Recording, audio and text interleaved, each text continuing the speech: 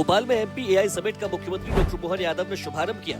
CM ने remote का button दबाकर स्पेस टेक पॉलिसी 2026 लॉन्च की। इस मौके पर सीएम ने एमपी इनोटेक के 135 प्रतिभागियों में से टॉप 3 प्रतिभागियों को सम्मानित किया। मुख्यमंत्री ने कहा कि मध्य प्रदेश ज्ञान, ध्यान और नवाचार की भूमि है। राज्य सरकार एआई को शासन, उद्योग और समाज के परिवर्तनकारी माध्यम के रूप में अपनाएगी। माइनिंग और हेल्थ सेक्टर में एआई की अपार संभावनाएं हैं। ये नीति राज्य को स्पेस टेक्नोलॉजी, आर्टिफिशियल इंटेलिजेंस और डिजिटल गवर्नेंस के क्षेत्र में नई ऊंचाइयों तक ले जाने की दिशा में एक ऐतिहासिक पहल है।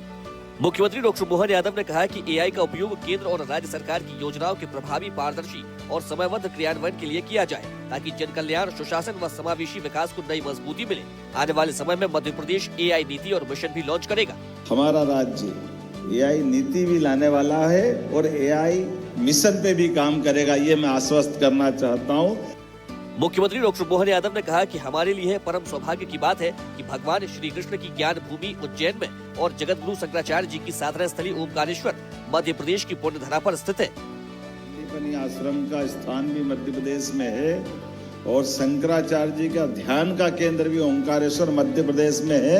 हमारे लिए सौभाग्य की बात है। मुख्यमंत्री डॉक्टर मोहन यादव की मौजूदगी में भोपाल में हो रही Madhya Pradesh regional AI impact conference 2026 के दौरान महत्वपूर्ण एमओयू का आदान प्रदान हुआ, जो प्रदेश में आर्टिफिशियल इंटेलिजेंस, नवाचार और तकनीकी विकास को नई गति देगा।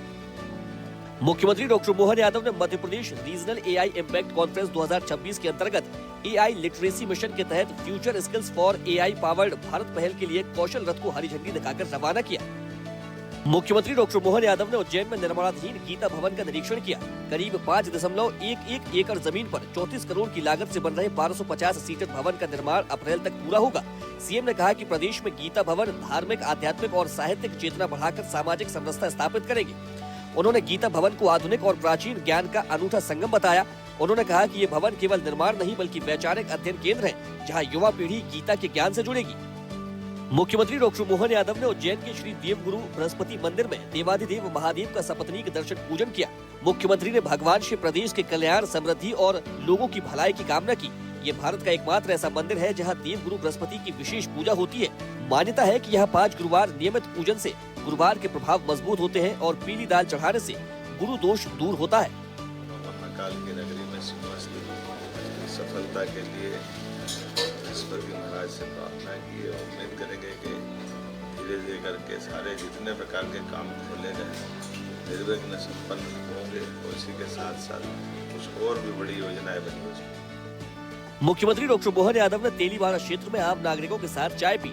मुख्यमंत्री ने स्थानीय लोगों से उनके मुद्दों और समस्याओं पर चर्चा की और क्षेत्र की विकासात्मक आवश्यकताओं को समझा। उन्होंने दुकान संचालक से हालचाल पूछा। चाय पीने के बाद मुख्यमंत्री डॉक्टर यादव ने चाय के पैसे दिए। दुकानदार के संकोच की वजह से पैसे नहीं लेने पर मुख्यमंत्री डॉक्टर यादव ने कहा कि ये तो लेने ही होंगे। आज के दिन ले लो।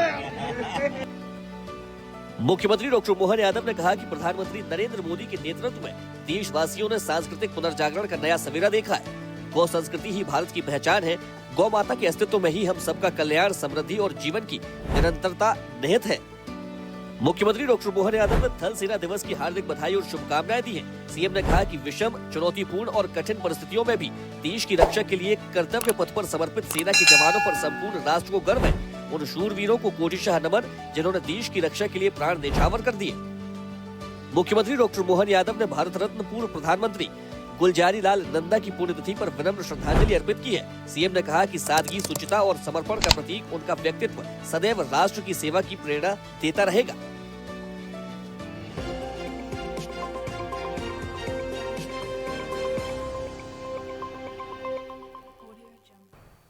ऐसे ही वीडियोस के लिए लाइक करें, शेयर करें, फॉलो करें। YouTube पर जाकर सब्सक्राइब कर बेल आइकन दबाना ना भूलें और ताजा अपडेट्स के लिए SwadeshLive.com पर जरूर जाएं।